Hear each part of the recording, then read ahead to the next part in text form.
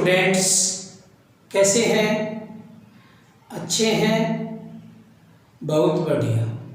हम भगवान से यही विनती और प्रार्थना करते हैं कि वो आपको, आपके परिवार को सुरक्षित रखे, स्वस्थ रखे, और ये मंगल कामना करते हैं कि आप सभी बीमारियों से, अवगुणों से दूर रहें।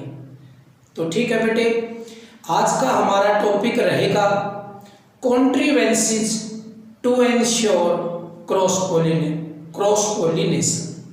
Last time we were discussed self pollination and cross pollination. Now you are capable to differentiate self pollination from cross pollination.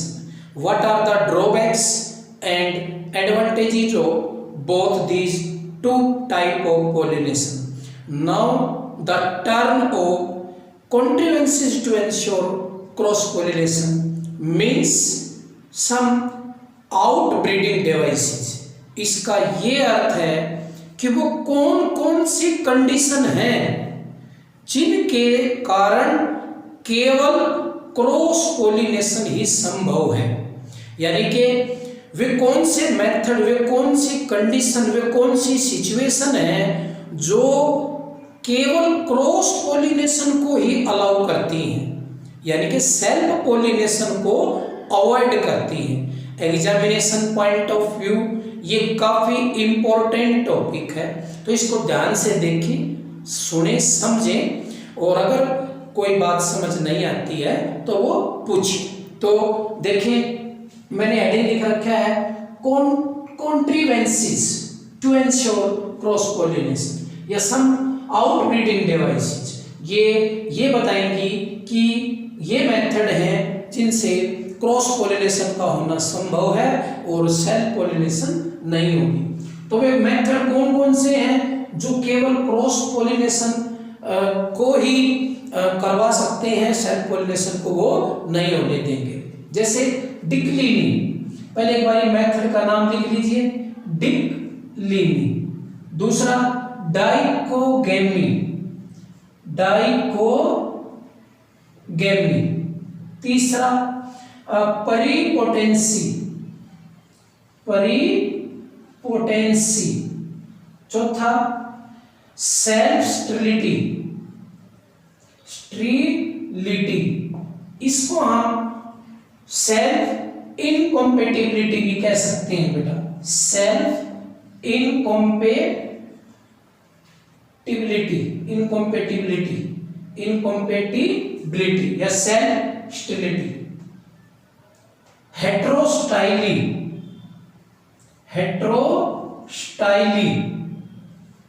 और हमारा हार्कोगेमी,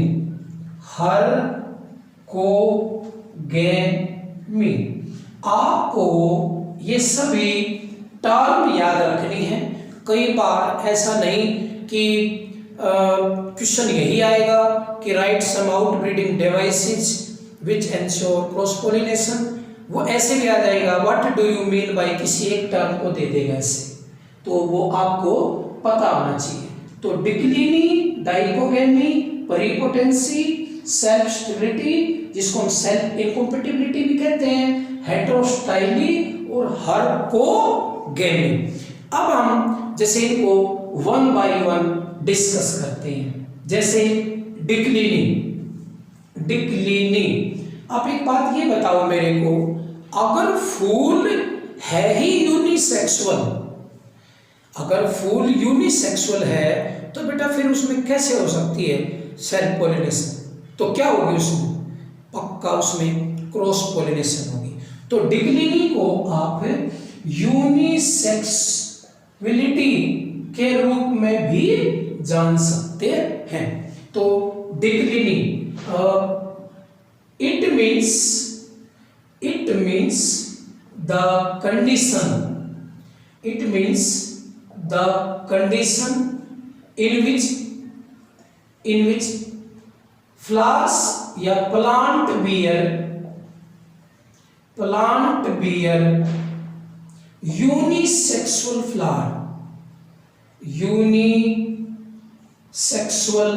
flower अब वो यूनिसेक्सुअल फ्लावर है, उसमें या तो वो मेल फ्लावर है या वो फीमेल फ्लावर है, तो फिर किस तरीके से उसमें सेल्फ होगी? तो पक्का उसमें क्या होगी? Cross pollination. इन विच, जैसे एग्जाम्पल के तौर पे अगर मैं देखूं, मेज कैस्टर, मेज और कैस्टर, तो ये जो हमारे जो प्लांट है, अब इनमें क्या होगी आप बताओ, क्या होगी? ये यूनिसेक्सुअल है। हाँ भाई एक minute,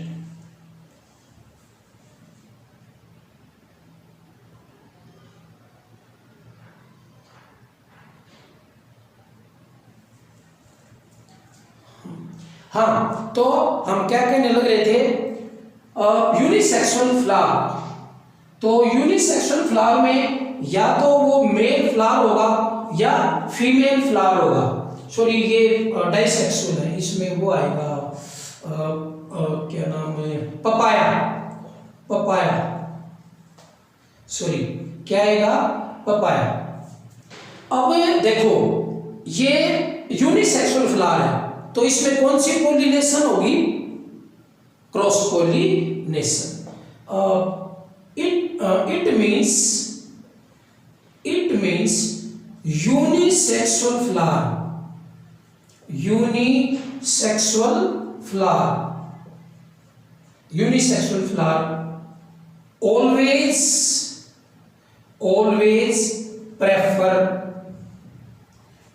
always prefer cross pollination।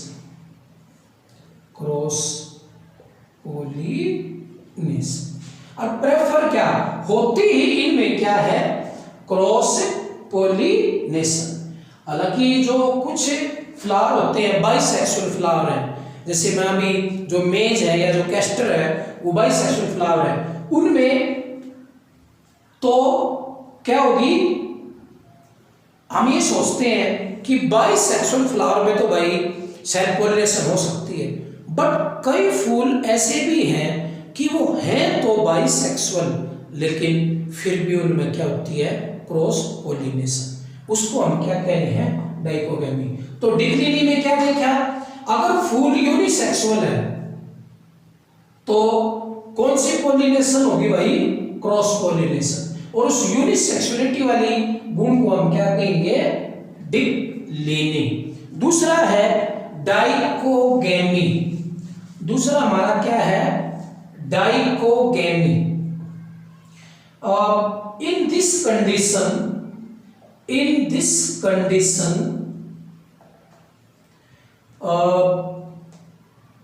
flowers are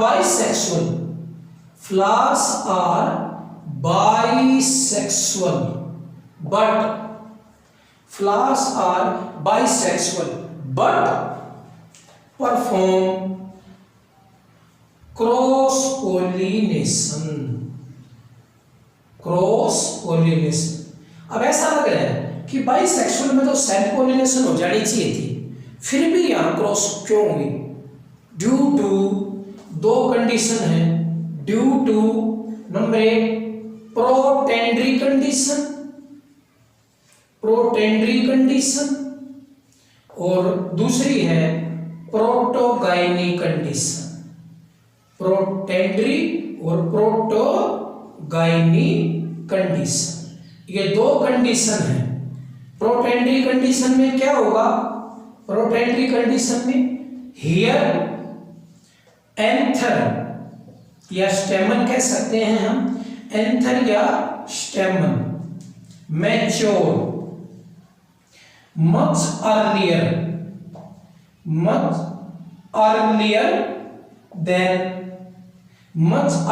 then pistil. अब ये बताओ, अगर एंथर स्टेमन से बहुत ज्यादा पहले मैच्योर हो जाएंगे और जब तक पिस्टिल मैच्योर होगी तब तक उन पोलन ग्रेन की जो वाइबिलिटी है वो खत्म हो जाएगी, तो इस कंडीशन में सेल्फ पोलिनेशन नहीं हो सकती। इस कंडीशन में भी क्या होगी? Cross pollination. प्रोटोगाइनी में क्या है? उल्टा है इसका। Here pistil mature much before than stamen।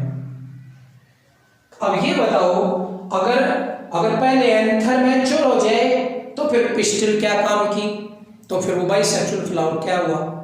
अगर पिस्टिल पहले मैच्योर हो जाए तो फिर वो एंथर क्या काम के हैं, तो बाइसेक्सुअल, बट वो डिफरेंट टाइम पर मैच्योर होने लग रहे हैं, इसलिए सेल्फ पॉलिनेशन उनमें नहीं हो सकती। सेल्फ पॉलिनेशन तब होगी, मैंने आपको कंडीशन बताई थी, वो एक ही समय पे क्या होने चाहिए, mature. It means in dichogamy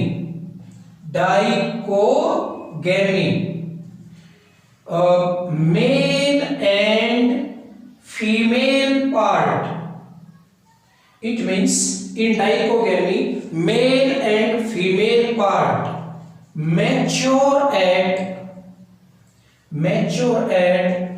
different time,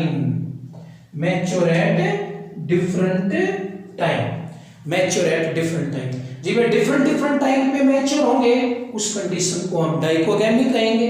अगर पहले एंथर मैच्योर होगा तो प्रोटेंड्री, और पहले पिस्टिल मैच्योर होगी तो प्रोटोगाइनी।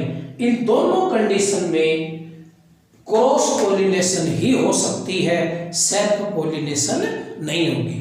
तीसरा परिपोटेंसी, तीसरा क्या है, परिपोटेंसी। अब परिपोटेंसी में क्या होता है कि जैसे मान लीजिए ये एक फ्लावर है, समझो एक बार, ये पिस्टिल है और ये स्टेमन है। थोड़ा सा बड़ा बना देता हूं, समझ में आ जाएगा, दिख जाएगा। ये पिस्टिल है और ये स्टेमन है। अब इसके पोलन ग्रेन इसके ऊपर गिर सकते हैं, बट अगर कहीं बाहर से दूसरे प्लांट के पोलन ग्रेन इस पे आके गिर जाएं तो वो इन पोलन, जो इसी फूल के जो पोलन ग्रेन थे, उनसे कहीं रैपिडली इसके ऊपर जर्मिनेट करेंगे। यानी कि जो दूसरे प्लांट के पोलन ग्रेन हैं वो खुद के पोलन ग्रेन से जल्दी इसके ऊपर जर्मिनेट करें, तो इस कंडीशन को हम क्या कहेंगे, परिपोटेंसी। अब मान लीजिए ये जर्मिनेट करने लग रहे हैं 15 मिनट में इस फूल के ही पोलन ग्रेन, और दूसरे प्लांट के दूसरे फूल में वो 2 मिनट में जर्मिनेट करने लग रहे हैं, तो बेटा वो फास्टली उसके ऊपर जर्मिनेट करेंगे, और इसी कंडीशन को हम क्या कह रहे हैं, परिपोटेंसी।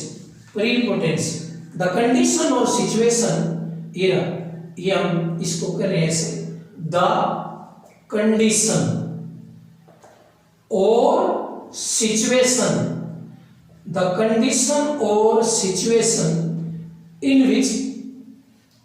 which form pollen grain, जो मतलब बाहर से आए हैं, दूसरे प्लांट से आए हैं, form pollen grain grow, germinate कर लो, pollen grain germinate much rapidly then the pollen grain of same flower। यानी कि ये वो कंडीशन है जिसमें फॉर्म पोलन ग्रेन, जो बाहर से जो पोलन ग्रेन आने लग रहे हैं, भाई इस पौधे को छोड़ के किसी भी दूसरे पौधे के कितनी भी दूरी से हम फॉर्म पोलन ग्रेन कह रहे हैं, germinate much rapidly than the pollen grain of same flower on stigma. तो स्टिग्मा, अब स्टिग्मा के ऊपर अगर मान लीजिए उसी फूल के पोलन ग्रेन गिर भी जाएं, फिर भी वो धीरे धीरे ग्रो करेंगे या जर्मिनेट करेंगे। उससे पहले तो किसी दूसरे अगर प्लांट के, हाँ वो सिमिलर सिमिलर स्पीशीज का हो सकता है, ये नहीं कि किसी और जो अनरिलेटेड स्पीशीज का हो ना, वो होगा किसी सिमिलर फैमिली और स्पीशीज का ही, तो उसके पोलन ग्रेन आके इसके ऊपर जल्दी जर्मिनेट होते हैं। तो आप बताओ इस कंडीशन में भी कौन सी पोलिनेशन होगी? इस कंडीशन में भी क्रॉस पोलिनेशन होगी। क्यों? कि अपने पोलन ग्रेन तो उग नहीं रहे, तब तक दूसरे पोलन ग्रेन आके फायदा उठा लेते हैं और क्रॉस पोलिनेशन को एंश्योर करते हैं। तीसरी जो हमारी कंडीशन है सेल्फ स्टेरिलिटी, इसको सेल्फ इनकम्पेटिबिलिटी कहते हैं। In this condition flowers are bisexual, है तो दोनों sex, but pollen grain are not able to germinate on stigma of on flower, germinate on stigma of on flower, अपने खुद के फ्लावर की स्टिग्मा के ऊपर जो पोलन ग्रेन है वो जर्मिनेट नहीं हो सकते, because presence of similar self sterile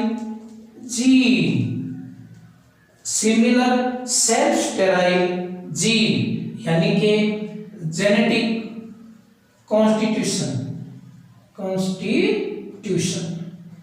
अगर सिमिलर सेल्फ स्टेराइल जीन है या जेनेटिक कॉन्स्टिट्यूशन उनका बिल्कुल सिमिलर है तो भी वे जर्मिनेट नहीं करेंगे। जैसे अगर पॉजिटिव के पास पॉजिटिव आएगा तो क्या होगा? रिपेल होगा, सिमिलर चार्ज होंगे ना।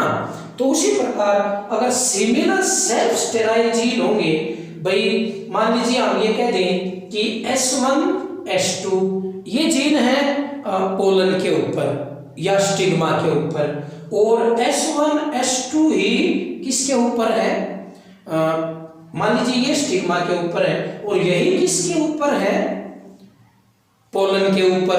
अब दोनों सिमिलर प्रकार के जीन हो गए, तो ये सेल्फ स्टेराइल जीन होने के कारण वो पोलन ग्रेन अपने खुद के फ्लावर के स्टिग्मा के ऊपर जर्मिनेट नहीं हो सकते। अब वो जर्मिनेट हो नहीं सकते, फूल तो था बाइसेक्सुअल, तो इस कंडीशन में अब क्या होगी? Cross pollination. और इस तरीके की कंडीशन को हम क्या कहेंगे? सेल्फ इनकम्पेटिबिलिटी या सेल्फ स्टेरिलिटी। अब हमारी जो पांचवी कंडीशन है वो क्या है? सिंपल है, हेट्रोस्टाइली। पांचवा, when difference in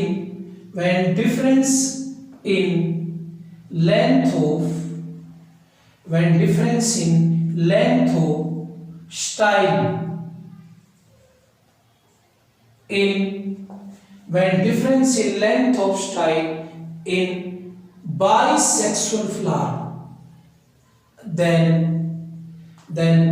cell pollination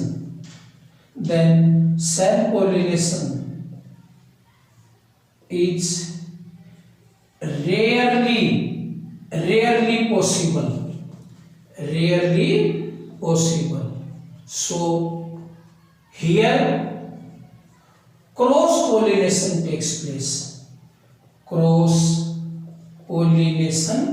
takes place या occurs। वहां भी अगर जो स्टाइल है, लेंथ ऑफ स्टाइल, फूल के जो स्टिग्मा पार्ट है और स्टाइल पार्ट है पिस्टिल के, उनमें अंतर आ जाता है। जैसे मान लीजिए एक ये फ्लावर है, देखो अब इसमें ये क्या है? स्टेम, और ये क्या है, ये हमारा स्टाइल। अब इनकी लेंथ बहुत ज्यादा है, इनकी लेंथ बहुत छोटी है, या कई बार इसका रिवर्स हो जाता है। जैसे मान लीजिए ये फूल है, अब पिस्टिल की जो ये लेंथ है, ये स्टाइल की ये बड़ी है, और ये क्या है, छोटे छोटे जो साइज के हैं वो स्टेमन है। अब देखो ये स्टेमन यहाँ है, तो कैसे होगा इसमें सेल्फ पॉलिनेशन? तो सेल्फ पॉलिनेशन इसमें होने की संभावना नहीं है, क्योंकि यहाँ पर जो स्टाइल है उसकी लेंथ बहुत ज्यादा है। अब यहाँ पर स्टाइल की लेंथ क्या है, यहाँ पर ज्यादा थी, यहाँ पर क्या है, कम। और ये जो पोलन ग्रेन है, इनकी जो स्टेमन है उनकी जो लेंथ है, जो फिलामेंट है उसकी बहुत ज्यादा है। तो इस केस में भी सेल्फ पॉलिनेशन के चांसेस कम है। अगर जो मैंने लिखा है difference in length of style in bisexual flower, then self pollination is rarely possible, मुश्किल से पॉसिबल होगी। तो इस कंडीशन में फिर कौन सी पॉलिनेशन होगी, क्रॉस पॉलिनेशन। तो डिफरेंस इन स्टाइल, तभी तो हम क्या कह रहे हैं, हेट्रोस्टाइली कंडीशन। हेट्रो मतलब डिफरेंट और स्टाइल मतलब स्टाइल की लेंथ। तो इस कंडीशन में भी आप देख सकते हैं कौन सी पॉलिनेशन संभव नहीं है, सेल्फ पॉलिनेशन, और कौन सी पॉलिनेशन संभव है, क्रॉस पॉलिनेशन। अगला था हमारा, अगला कौन सा था, हर्कोगेमी। हर्कोगेमी में जैसे ये लास्ट हर्कोगेमी, एक डाइकोगेमी था, ये हर्कोगेमी। when cell pollination do not occur, do not allow, when cell pollination do not allow due to mechanical barrier in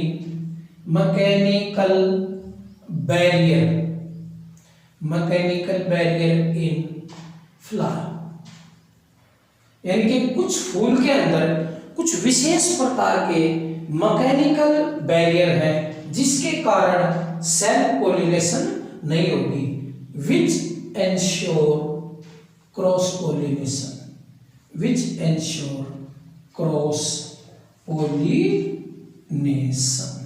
अब जैसे मैं वैसे बना के दिखाता हूं आपको। मान लीजिए एक ये फूल है, अब इसमें हमारे, अब ये क्या है, अब मान लीजिए ये स्टाइल क्या है, स्टाइल, और ये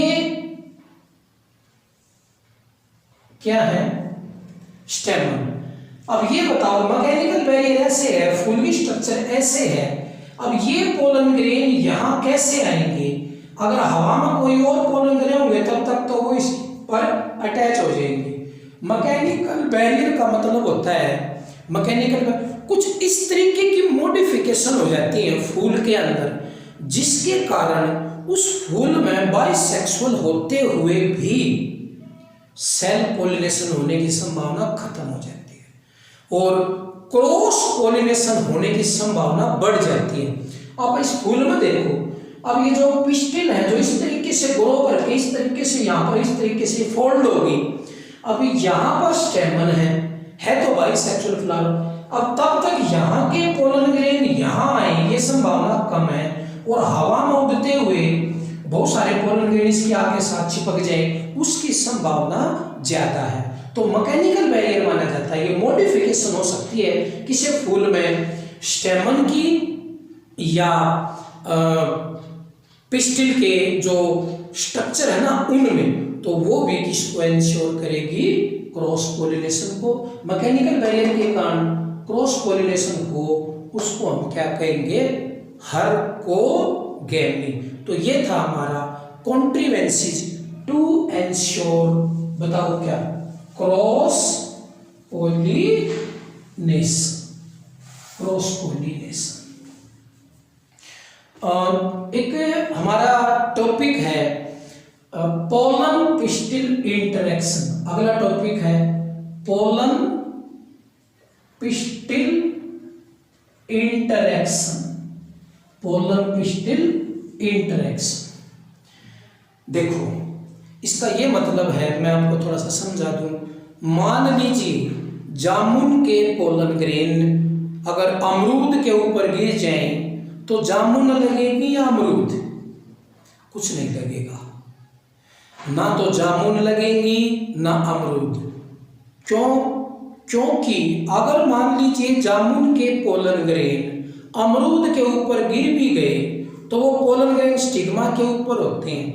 स्टिग्मा उस पोलन ग्रेन को रिकॉग्नाइज करेगी due to presence of some specific protein, और अगर उसने वो रिकॉग्नाइज किया तो वो उसको, उसकी जर्मिनेशन को इनहिबिट कर देगी। क्यों? क्योंकि वो उसके राइट पोलन ग्रेन नहीं है। ठीक है। हाँ, अगर जामुन के ऊपर किसी दूसरी जामुन के पोलन ग्रेन आके उसके ऊपर गिर जाए पोलिनेशन के थ्रू, तो स्टिग्मा उन पोलन ग्रेन को रिकॉग्नाइज करके और उनको जर्मिनेट करवा सकती है। क्यों? क्योंकि वो राइट पोलन ग्रेन है। अब एक केस में तो स्टिग्मा ने प्रमोशन किया है पोलन ग्रेन के जर्मिनेशन को, और एक केस में स्टिग्मा ने इनहिबिशन किया है पोलन ग्रेन जर्मिनेशन। अब ये किस बात के ऊपर डिपेंड की ये बात? एक पोलन ग्रेन राइट था, यानी कि वो जामुन का ही था, लेकिन दूसरी किस्म का जो पोलन ग्रेन था वो क्या था? रॉन्ग पोलन ग्रेन था, वो अमरूद का पोलन ग्रेन था। अब ये जो इंटरेक्शन होती है पोलन और पिस्टिल की, इसी के कारण ही रॉन्ग पोलन ग्रेन जर्मिनेट नहीं हो सकता। ऐसे तो किसी का भी पोलन ग्रेन किसी की स्टिग्मा के ऊपर गिर जाएगा और जर्मिनेट हो जाएगा, बट जो पोलन पिस्टिल जो इंटरेक्शन का जो टॉपिक है वो यही बताता है कि जो वो पिस्टिल का जो स्टिग्मा पार्ट है वो पहले तो उस पोलन ग्रेन को रिकॉग्नाइज करता है कि ये अपना पोलन ग्रेन है या ये राइट पोलन ग्रेन है, और फिर उसको अलाउ करती है जर्मिनेट करने के लिए। तो ये जितने भी स्टेप्स हैं, पोलन ग्रेन का डिपॉजिट होना स्टिग्मा के ऊपर और जर्मिनेट होके पोलन ट्यूब बनाना, और फिर वो पोलन ट्यूब फीमेल के एम्ब्रियो सैक में एंटर करना, ये जो पूरी सीक्वेंस है इवेंट की, ये पूरा पोलन पिस्टिल इंटरेक्शन कहलाता है। यानी कि पोलन पिस्टिल इंटरेक्शन का मतलब है द ग्रुप ऑफ सीक्वेंस कह लीजिए या इवेंट्स कह लीजिए, the group of events from the time of deposition of pollen grain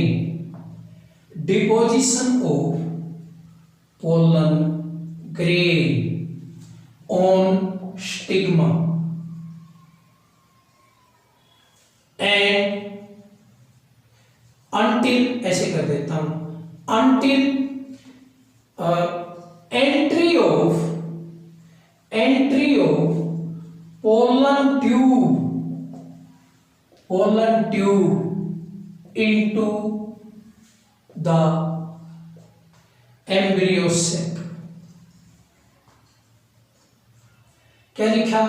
the group of events, ये बहुत सारे इवेंट्स हैं, from the time of deposition of pollen grain on stigma, जब स्टिग्मा के ऊपर पोलन ग्रेन गिरते हैं तब से लेके तब तक until entry of pollen tube, जब वो जर्मिनेट हो जाए, जर्मिनेट होके पोलन ट्यूब बना ले, और वो पोलन ट्यूब किसके अंदर घुस जाए? एम्ब्रियो सैक के अंदर, और collectively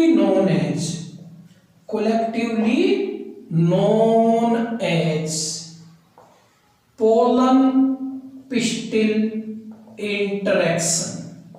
Pollen pistil interaction. It is a dynamic process. It is a dynamic process.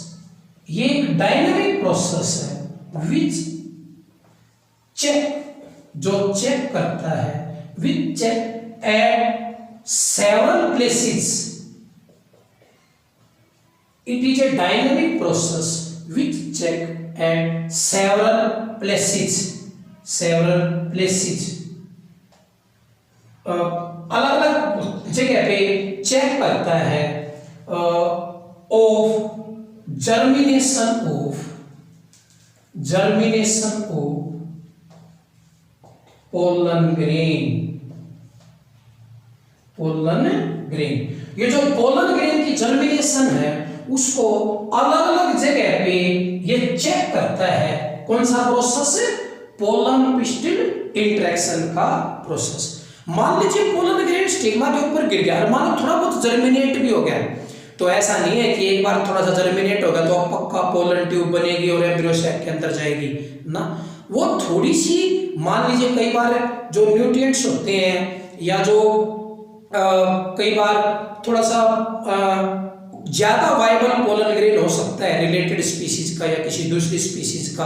अभी हमने प्रीपोटेंसी बताया था, तो वो पोलन ग्रेन थोड़ा बहुत तो जर्मिनेट हो सकता है पर वो आगे ट्यूब नहीं बनेगी. मान लीजिए ट्यूब भी बन गई तो वो आगे स्टाइल तक और आगे नहीं जाएगी. मान लीजिए वो स्टाइल तक वो ट्यूब चली भी गई तो वो एम्ब्रियो सैक में प्रवेश नहीं करेगी. उसने कहीं ना कहीं उसकी जो जर्मिनेशन है पोलन ग्रेन की उसको चेक किया जाएगा इस प्रोसेस के तहत. ठीक है, तो इसको यानी कि दिस pollen pistil interaction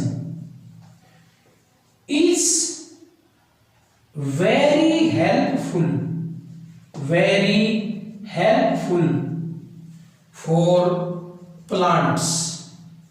ये पौधे के लिए बहुत हेल्पफुल है बिकॉज इट अलाउ और promotion it allow to germinate.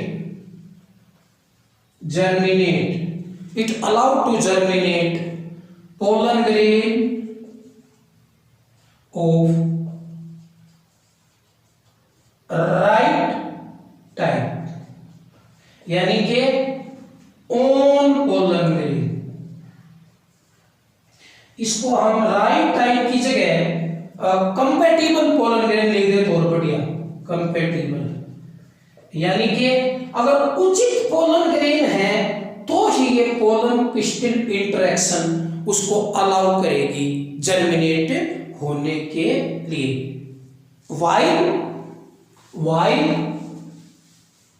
while if pollen grain is of wrong type, अगर वो दूसरी स्पीसीज का है या कोई दूसरा तरीके का पोलन ग्रेन, अभी मैं नाम जामुन और अमरूद के अंदर बताया था, रॉन्ग टाइप या इनकम्पैटिबल, देन स्टिग्मा या स्टाइल do not allow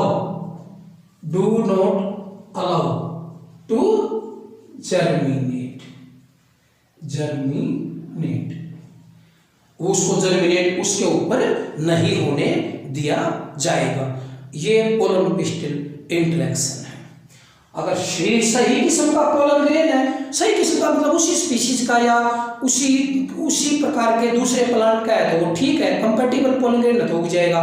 अगर भाई आप अमरूद का जामुन के ऊपर गिरेगा यानी कि वो इनकम्पैटिबल है, वो रॉन्ग टाइप का पोलन ग्रेन है, तो पोलन पिस्टिल इंटरेक्शन उसको अलाउ नहीं करेगी जर्मिनेट होने के लिए.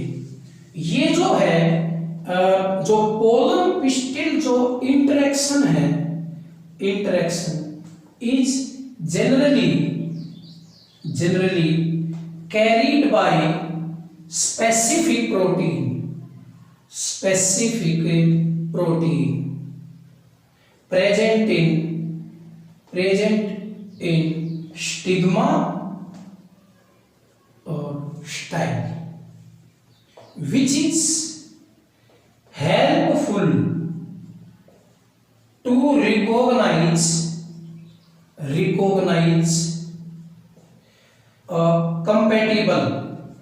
compatible या right pollen grain, ये आर है, राइट पोलन ग्रेन, यानी कि स्टिग्मा या स्टाइल के पास कुछ विशेष प्रकार की प्रोटीन होती है, स्पेसिफिक प्रोटीन है, वो रिकॉग्नाइज करेगी कंपैटिबल या right pollen grain and allow to germinate, और उसको वो जर्मिनेट करने के लिए आज्ञा दे देगी, और वो फिर क्या कर जाएगा, जर्मिनेट। अगर आपको पोलन ग्रेन जर्मिनेशन देखना है तो आप घर पे भी देख सकते हैं। 10% आप शुगर का सॉल्यूशन बना लो, बना दिया 10%, कैसे बनाते हैं केमिस्ट्री के अंदर आपको पता है। 10% शुगर सॉल्यूशन बनाओ, फिर 1 ड्रॉप आप स्लाइड के ऊपर रख लो, उसके ऊपर जैसे ये पी है या चिकपी है या बालसम है या क्लेटोरिया है, जो इस तरीके के पौधे ना, उनके पोलन ग्रेन आप डस्टिंग करो, उनके ऊपर छिड़क दो। आप 15, 20, 30 मिनट में आप देखेंगे कि पोलन ग्रेन जर्मिनेट हो गए और उनकी ट्यूब बन गई। ये मैं बता देता हूं, जैसे you can observe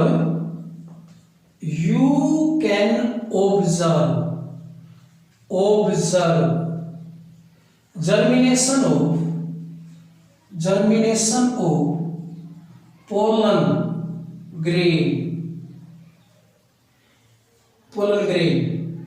in 10 pollen grain on 10% on drop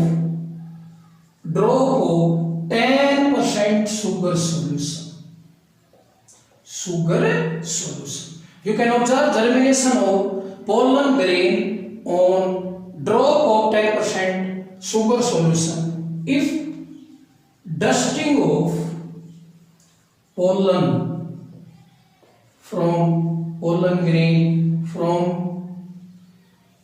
कहाँ से, पी, चिकपी या balsam,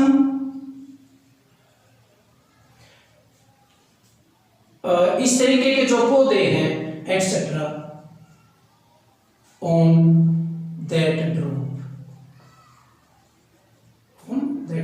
You can observe germination of pollen grain on drop of 10% sugar solution, or if dusting of pollen grain from pea या chickpea या balsam on that drop, then you will found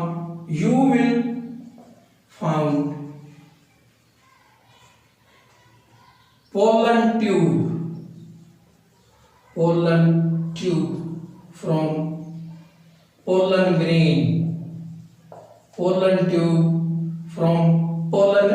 grain in 50 to 30 minutes, और 15 से 30 minute के अंदर आप वो pollen grain उस drop के ऊपर छिड़केंगे तो आपको पोलन ट्यूब जर्मिनेशन का वो जो है दिखाई देगा। एक बार कोशिश करके देखेंगे जरूर, अगर इस तरीके का प्लांट अवेलेबल हो जाता है तो ये था हमारा आज का topic, contrivances to ensure cross pollination and pollen pistil interaction। कल हम करेंगे artificial hybridization. Okay, thank you.